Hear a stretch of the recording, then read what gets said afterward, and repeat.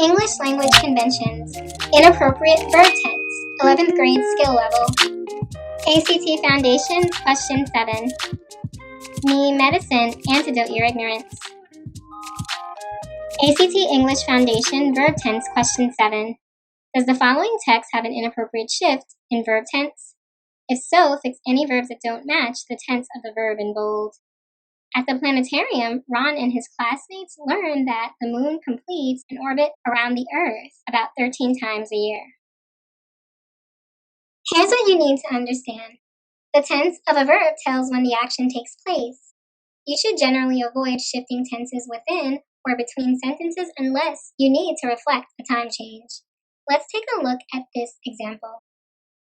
Kathy grew up in Cleveland, but now she lives in Pittsburgh. The sentence shifts to the present tense to reflect a time change. This is appropriate in this instance. We shift from Kathy's younger years, as indicated by the verb phrase grew up, and then to her present adult self with the verb lives. As I previously stated, this shift in tense is appropriate.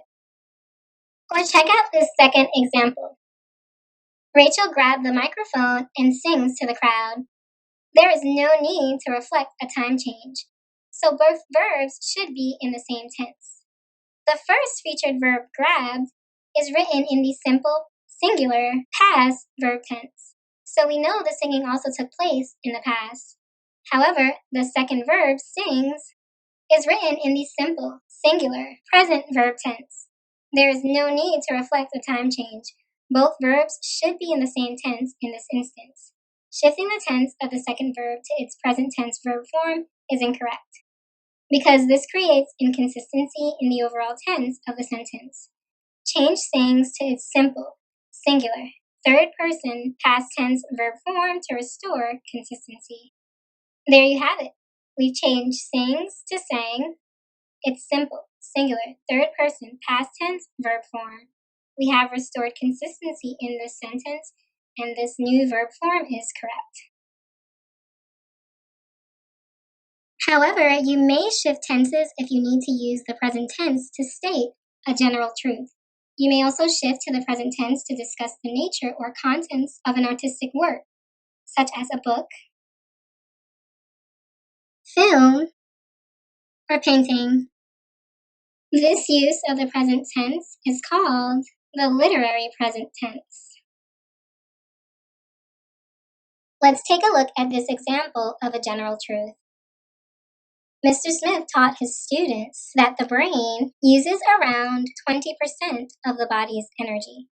The sentence shifts to the present tense to state a general truth. This shift is appropriate in this instance. We shift from a lesson Mr. Smith gave in the past to a description of a biology fact that he shared during this lesson that is also a general truth. Hence, our use of a shift to the present tense is warranted. Let's take a look at this example of the literary present tense. Shakespeare wrote Romeo and Juliet in the late 1500s, but the play explores themes that are still relevant today. The sentence shifts to the present tense to discuss the nature and contents of the artistic work Romeo and Juliet. This tense shift to the present is appropriate in this instance. All right, back to the original question now for the solution. Look at the verb in bold, learned. It is in the past tense. However, notice that the second verb, completes, is written as a simple, singular, third person, present tense verb form. With the verb completes, the sentence shifts to the present tense to discuss the general truth that the moon orbits around the Earth about 13 times a year. This shift to the present tense is appropriate in this instance. What follows the verb completes is an example of a general truth. No edit is required. This verb form is correct.